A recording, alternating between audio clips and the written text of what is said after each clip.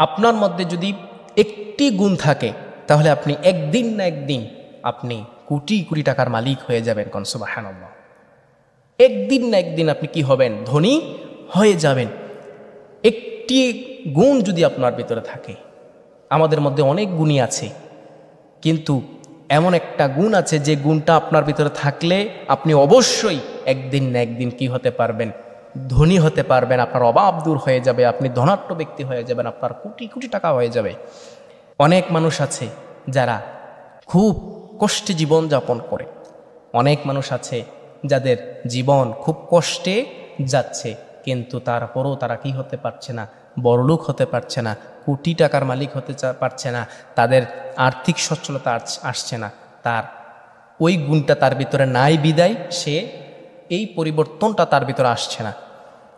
একদিন বিশ্বনবী মুহাম্মদ রাসূলুল্লাহ সাল্লাল্লাহু আলাইহি সাল্লাম রাস্তা দিয়ে যাচ্ছেন, এমন অবস্থায় তিনি একটু দাঁড়ালেন, দেখলেন যে একজন লোক এসে হাত পাচ্ছে, বলছেন, ইয়া রাসূলুল্লাহ, ইয়া হাবিবাল্লাহ, আপনারা কেউ আমাকে কিছু দান করেন। কি করেন? দান করেন। তখন রাসূলুল্লাহ বললেন যে, তুমি কি ভিক্ষা করতে এসেছো? বলছে, হ্যাঁ আমি ভিক্ষা করতে এসেছি, আমার ঘরে খাবারের মতো কোনো কি নাই, সরঞ্জাম নেই, আমি খুব গরিব, আমার আর্থিক অবস্থা খুব খারাপ, খাওয়ার মতো আমার কিছু নাই। বিশ্বনবী সাল্লাল্লাহু আলাইহি ওয়াসাল্লাম বলছেন, তোমার ঘরে কি আছে? বলছে, আমার ঘরে কিছু নাই। বলছে, তোমার ঘরে কি কোনো জিনিসই নাই? বলছে, হ্যাঁ একটা জিনিস আছে আমার ঘরে, সেটা হলো কম্বল। কি আছে? কম্বল আছে। বলছে, তুমি কম্বলটা নিয়ে আসো। এই কম্বলটা নিয়ে আসো। কি সে লোকটি বাড়িতে গেলেন, যাওয়ার পরে কম্বলটা নিয়ে আসলেন।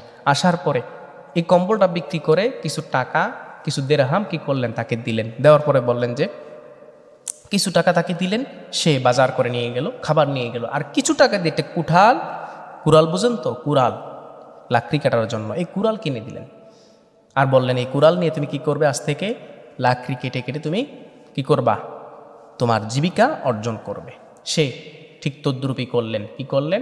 সে প্রত্যেক দিন জঙ্গলে গিয়ে গিয়ে সে কাঠ আনতে লাগলেন, বিক্রি করতে লাগলেন। দেখা গেল এক পর্যায়ে সে অনেক ধনী ব্যক্তি হয়ে গেলেন। কোন সুবহানাল্লাহ। তাহলে বুঝে গেল, আপনি গরিব হলেও আপনার বড়লোক হওয়া, ধনাঢ্য হওয়া, আর্থিক সচ্ছলতা আসা, এটা সম্ভবটা হলো আপনি পরিশ্রমী হতে হবে।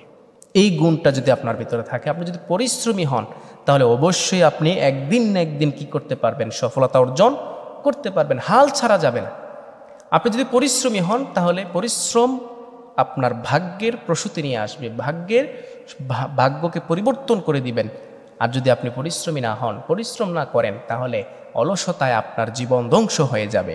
অতএব পরিশ্রমী হওয়ার তৌফিক আল্লাহ তাআলা আমাদেরকে দান করুক। পরিশ্রমের মাধ্যমে যেন আমরা আমাদের জীবন পরিচালনা করতে পারি, আমাদের জীবনের ভাগ্য যেন পরিবর্তন করতে পারি, সেই তৌফিক দান করুক সকলে প্রিয় আমিন।